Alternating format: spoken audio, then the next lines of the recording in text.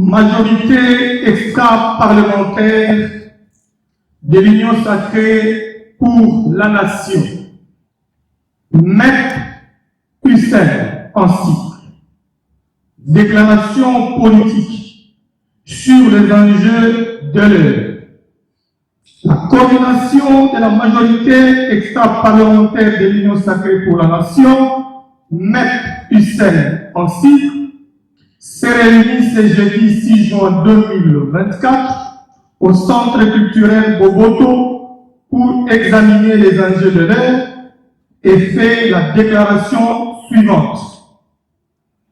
La coordination de la majorité extra-parlementaire condamne avec la dernière énergie les événements déplorables relatifs à la double tentative du coup d'État contre les institutions légalement établies et d'assassinat du président de l'Assemblée nationale, honorable Vital Kamerhe, qui eut lieu le 19 mai 2024.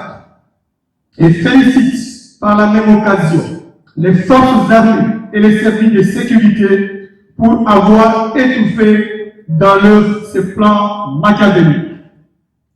La majorité extra-parlementaire de l'Union sacrée de la nation félicite le président de la République, chef de l'État, son Excellence Félix Antoine Tshisekedi Tshilombo, pour son ferme engagement d'assurer la mise en place des institutions issues des élections du 20 décembre 2023. Dans cette optique, la majorité extra-parlementaire de l'Union sacrée salue la nomination le 1er avril 2024 par le président de la République, chef de l'État, de Madame la Première ministre, chef du gouvernement, et présente ses vives félicitations à son Excellence Judith Suminwa Tuluka, la toute première femme dans l'histoire de notre pays à diriger la 3e institution de la République. La majorité extra-parlementaire de l'Union sacrée salue une fois de plus la mise en place le 22 mai 2024 du bureau définitif de l'Assemblée nationale qui compte en son sein 3 femmes. La majorité extra-parlementaire de l'Union sacrée pour la nation note avec satisfaction la nomination le 28 mai dernier des membres du gouvernement avec environ 2% de femmes et présente ses vives félicitations à toute l'équipe gouvernementale.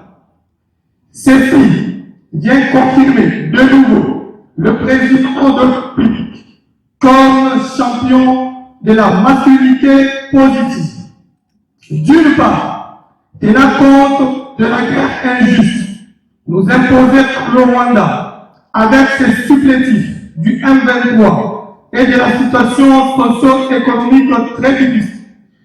D'autre part, soucieuse du salut du peuple congolais, la majorité extra-parlementaire de l'Union exhorte les députés nationaux de procéder à l'investiture du gouvernement afin de lui permettre d'abréger tant soit peu les souffrances de la population. Par ailleurs, la majorité extra-parlementaire de l'Union sacrée pour la nation encourage le bureau de l'Assemblée nationale de convoquer la plénière consacrée au débat sur le programme d'action gouvernementale et le bureau provisoire du Sénat d'organiser l'élection de son bureau définitif dans les meilleurs délais conformément à la Constitution de la République et de son règlement intérieur. Voulant traduire dans les faits la vision de la plus haute autorité politique de l'Union sacrée de la nation, annoncée lors de la réunion tenue avec les députés nationaux et chefs de regroupement politique le 17 mai 2024 à la cité de l'Union africaine, qui est celle de faire d'elle un grand rassemblement de conservation démocratique du pouvoir pour l'intérêt supérieur du peuple et non des intérêts particuliers de ses membres. L'ALP Union sacrée invite toutes les forces politiques, élus, mouvements, associations et personnalités politiques ayant soutenu le chef de l'État lors des élections du 20 décembre 2023 d'entrer en contact avec la coordination pour des dispositions d'usage. La majorité extra-parlementaire de l'Union sacrée pour la nation réitère sa loyauté et sa fidélité envers la patrie, le peuple congolais, ainsi que le président de la République, Félix Antoine Tshisekedi Tshilombo, chef de l'État, magistrat suprême et commandant suprême de nos armées et services de sécurité. Ainsi fait à Kinshasa, le 6 juin 2024, le président de parti politique et le chef de regroupement ici présent. J'ai dit et je vous remercie. Pendant officiellement sacré, on se comprend bien. Nous allons travailler sur le principe des structures pérennes. En s'appelant majorité extra-parlementaire, vous comprenez directement que nous allons gérer tous ceux qui ne sont pas dans le Parlement, le parti et le regroupement, mais aussi les associations de femmes, de jeunes, ainsi que d'autres.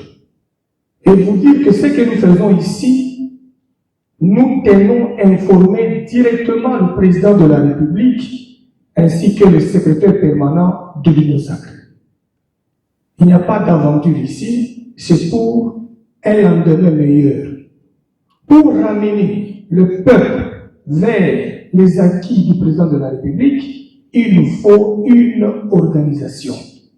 Et cette organisation doit commencer de la tête jusqu'en bas.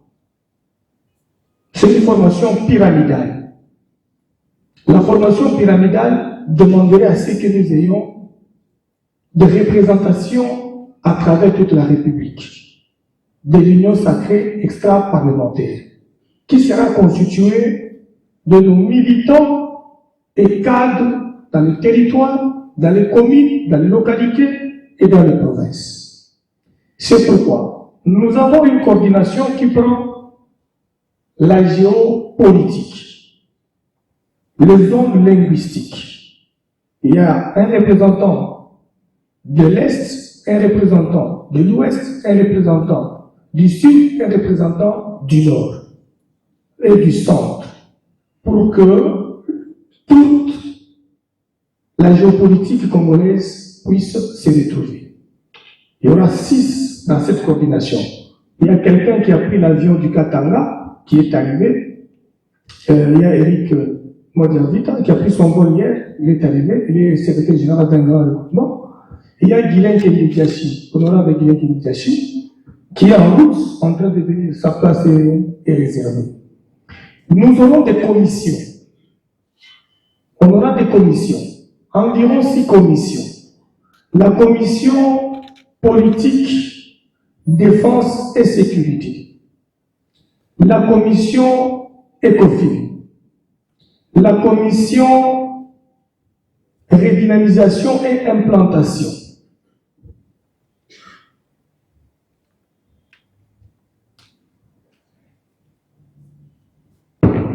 ok, on me signale que j'avais oublié quelque chose. La presse doit nous laisser un peu de la place pour revenir après. Les résolutions de ce jour ainsi que le contenu de la déclaration politique qui sera lue dans quelques minutes. Si vous le manifestez, si vous l'acceptez, veuillez le manifester par main levée. Merci beaucoup. Nos résolutions sont adoptées à tous les niveaux. Et les élections à tous les conséquences.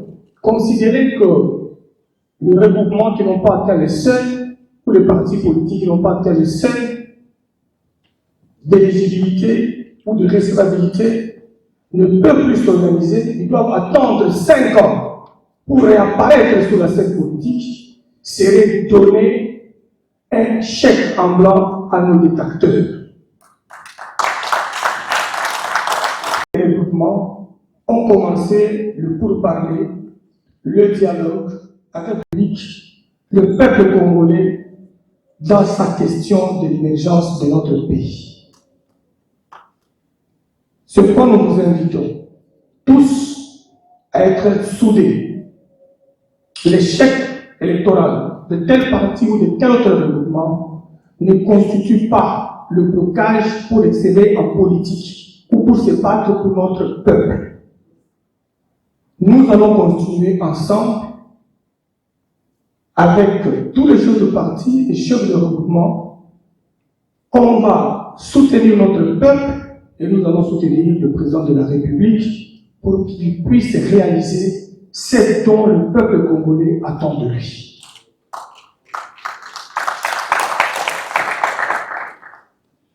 Quel est le quelques mots sur la question de l'information qui fasse que nous puissions nous réunir ici.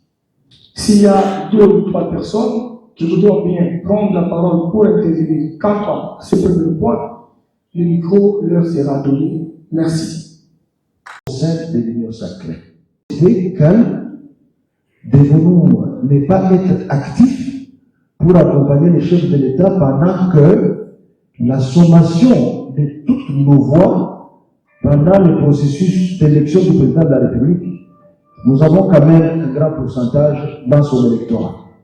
Voilà ce que je voulais ajouter. Merci beaucoup. Sur la question que notre camarade vient de poser, je donne l'exemple, comme le commentaire l'a dit, lorsque le chef de l'État a obtenu 73%, dans les 73%, il y a eu des candidats, députés nationaux et provinciaux de vos regroupements qui ont battu campagne pour le chef. Et dans les 73%, il y a les voix de militants et militants de nos regroupements politiques. Nous avons participé, contribué à l'élection du chef de l'État. Mais lorsque il y a eu, soi-disant, n'avoir pas intéressé, s'il y a une sorte de fracture entre nous et les autres, pendant que nous tous nous sommes membres de la majorité présidentielle, donc l'Union sacrée, et nous sommes tous signataires. Et si nous, on ne s'organise pas en interne, comme le coordinateur l'a dit, on a donné à tous les présidents de mouvement politique la copie de la charte pour amender. C'est dans ce cadre que nous allons commencer à nous organiser pour amender les articles de la charte de l'Union sacrée pour qu'on puisse faire allusion à la majorité extra-parlementaire que nous sommes. Je donne l'exemple. Dans le gouvernement, il y a eu même un quota de la société civile. Est-ce que la société civile a bâti campagne plus que vous, pour le chef? Est-ce qu'ils ont bâti campagne plus que vous? Mais c'est sous les regroupements politiques, vos regroupements politiques et vos partis politiques qui ont bâti campagne comme formation politique. Mais on se trouve avec les ministres de la société civile. Pourquoi pas un quota au extra-parlementaire? Je voulais seulement ouvrir une parenthèse. C'est dans ce cadre que nous devons nous organiser pour faire entendre notre voix dans la majorité parlementaire, dans l'union sacrée, parce qu'ils sont tous membres de l'union sacrée. Donc, nous devons comprendre que ici, c'est l'union sacrée. Et les regroupements qui n'ont pas eu les députés, on ne peut pas parler le CEI. Le CEI, là, peut-être, on ne sait pas aller dans les détails. C'est entre nous. Donc, nous devons nous organiser. Le coordinateur va vous annoncer la création des commissions. On va préparer beaucoup de choses pour que notre voix soit entendue, au lieu de parler soi-disant sur les sociétés civiles, qu'on parle de l'union sacrée extra-parlementaire. Parce que nous sommes des acteurs. Mais si on ne le fait pas maintenant, nous allons disparaître en 2028. Vos regroupements et nos partis vont disparaître. Nous devons faire entendre notre voix pour que dans la famille, Même si l'enfant est handicapé, il ne peut pas marcher, mais en criant derrière la maison, le papa va entendre qu'il y a un enfant qui n'est pas avec nous ici et qui est en dehors ici. Voilà ce que je voulais ajouter. Merci. Très très fort.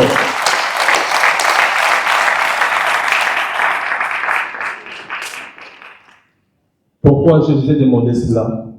Parce que ensemble, avec vous et ceux-là, nous avons accompagné notre haute autorité politique de gagner l'élection. Et pour répondre rapidement sous la couverture du coordinateur, nous sommes tous membres de l'Union sacrée de la nation. Tous, nous sommes signataires de notre charte de l'Union sacrée de la nation. Et celui qui a atteint le seuil avec 480 000 voix, et celui qui a atteint le seuil avec 475 000 voix, est-ce qu'il y a une grande différence? C'est juste une question de principe. N'ayez peur de rien. Unissons-nous. Travaillons tous ensemble pour aider notre haute autorité politique. Nous avons un seul boss. Répétez après moi, nous avons un seul boss. Nous avons un seul boss. J'ai dit. Je suis le président Fabrice Lokeke, le président du parti politique Nouvelle Génération Consciente, Logeko Onsi. Voilà.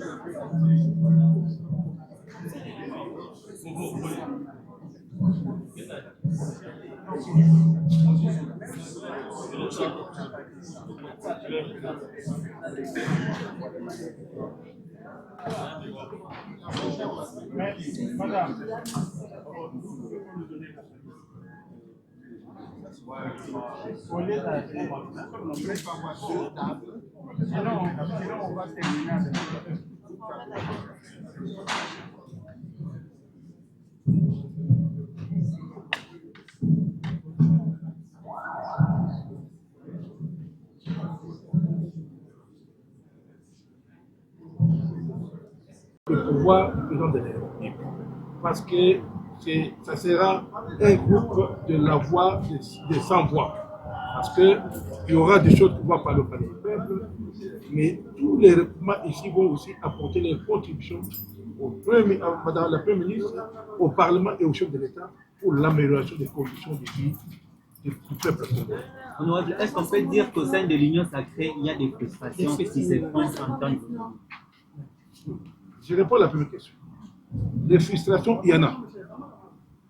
Dans une famille où les enfants ne sont pas contents de la même façon. Mais les frustrations, c'est à l'interne, qui sera réglé dans la famille politique. Pourquoi pas maintenant? Il faut attendre que toutes les voies de recours soient épuisées. Il fallait attendre qu'on mette en place le bureau de justice. Rien n'est tard. Rien n'est tard. Rien n'est trop tard. Parce qu'il fallait que nous commençons à d'abord pousser les députés à investir le gouvernement et ensuite nous organisons en dehors du gouvernement. C'est la conduite même du pouvoir qui va se faire au palais du peuple, mais directement avec les chefs de l'État et en recevant aussi les doléances et les familles de la population pour le canaliser vers le pouvoir. Alors nous ne pouvons pas rester bras croisés parce que là on va dire ceux qui travaillent, c'est ceux qui sont dans les institutions. Mais nous, même nous qui sommes en dehors des institutions, nous continuons à soutenir l'action du chef de l'État. C'est pourquoi nous devons nous organiser. Merci. Merci beaucoup. Président, vous avez dit le parti. la proposition peut retenir qu'il s'agit d'une alternative salvatrice dans ce sens que, en dehors de ceux qui sont allés au Parlement, et comme nous tous faisons partie de l'Union sacrée, donc c'est toujours la perche qui a été tendue à une partie de ceux-là qui se croyaient délaissés et qui croyaient ne pas avoir droit au chapitre. Voilà que ce regroupement des extra-parlementaires vient à la rescousse pour prendre tout le monde en compte. Donc, personne n'a été oublié et personne n'a été délaissé. Voilà ce que la population peut attendre. Merci beaucoup. Président, si vous pouvez vous présenter rapidement et le nom du...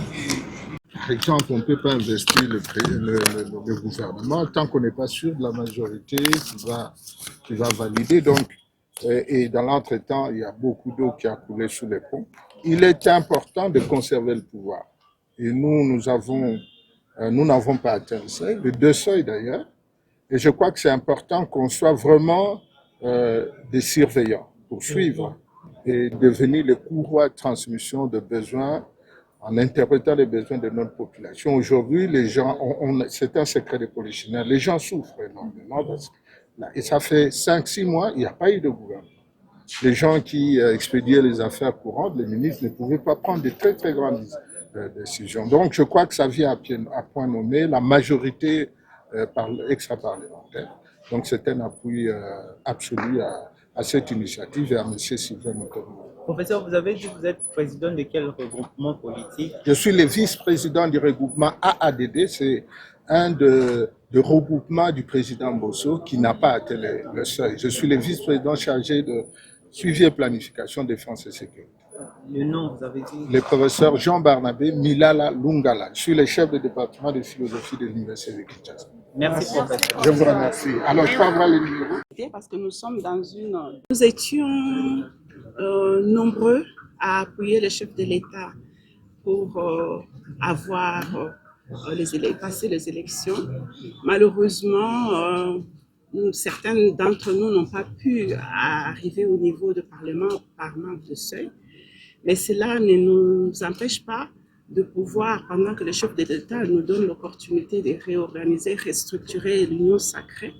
Étant dans l'Union sacrée, nous voudrons être aussi une voix de toute la base qui nous a élus, qui nous représente, et qu'on soit une charnière, parce qu'on risque de ne plus être vivante, n'étant pas dans l'Assemblée nationale.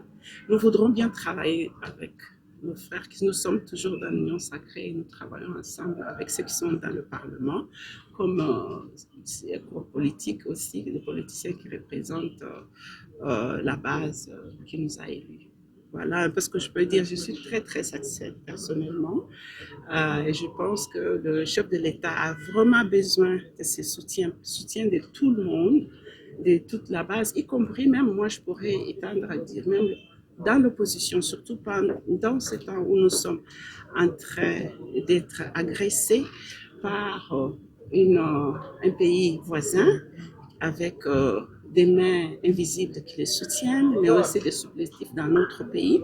Nous avons besoin, nous tous, d'être une force derrière la vision du chef de l'État pour sauver notre pays de ces risques, de cette agression et permettre la sauvegarde de son intégrité territoriale. Merci, madame.